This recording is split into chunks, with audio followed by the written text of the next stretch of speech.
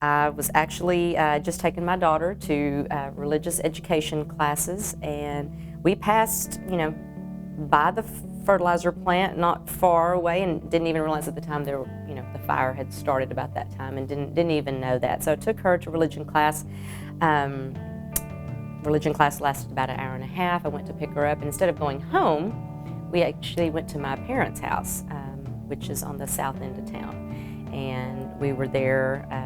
Had dinner with them, and matter of fact was finishing up dinner, and then all of a sudden that's when the big blast came through, the big explosion, and we weren't sure what had happened.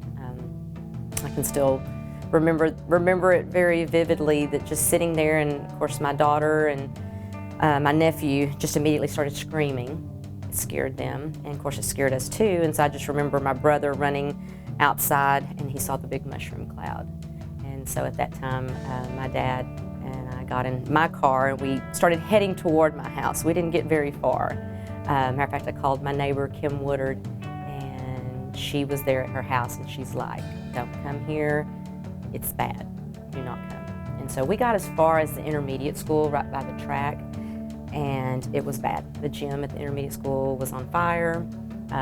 Just driving down Reagan Street, it was just like a war zone, a war scene. I mean, it just wind chills knocked out, blood just coming from people's faces. I mean, it was horrific. And so I told my dad I was driving, and I said, we can't get past the intermediate school. I said, we might as well turn around and go back. And so we did, and that's pretty much that. So it took a few weeks to actually see my house there on Reagan Street. I wasn't able to see it for, I think it was like maybe 2 or 3 weeks before we could get in to see what damage had been done. And I just remember this, it's really a unique story on that too. I was elementary principal at the time, and we had all different law enforcement coming to the campus because we were the only pretty much standing campus left.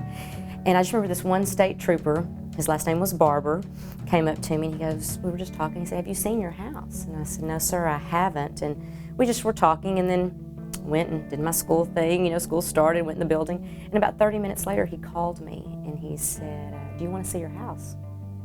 And I just kind of was like, "Sure, let's go. I can," because everything was blocked off, there were barricades, we couldn't get through. And I thought, well, maybe he can get me through. So I just remember calling our superintendent, getting his permission to leave and go see my house. And so we went.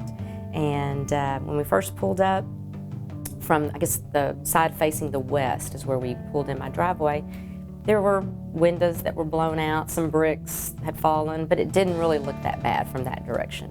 We get to the east side, the back side of the house, it was pretty bad. Patio doors were gone, everything blown into the living room. Matter of fact, part of the patio door, the frame of the door was just stabbed into the wall. It was pretty bad scene. But one thing that does stand out, and I still have it today, it's an angel. It's a ceramic angel that I had on the patio table. The table was fine, the angel was fine. It was, of course, made out of cement. It was pretty sturdy, but it just still sitting there.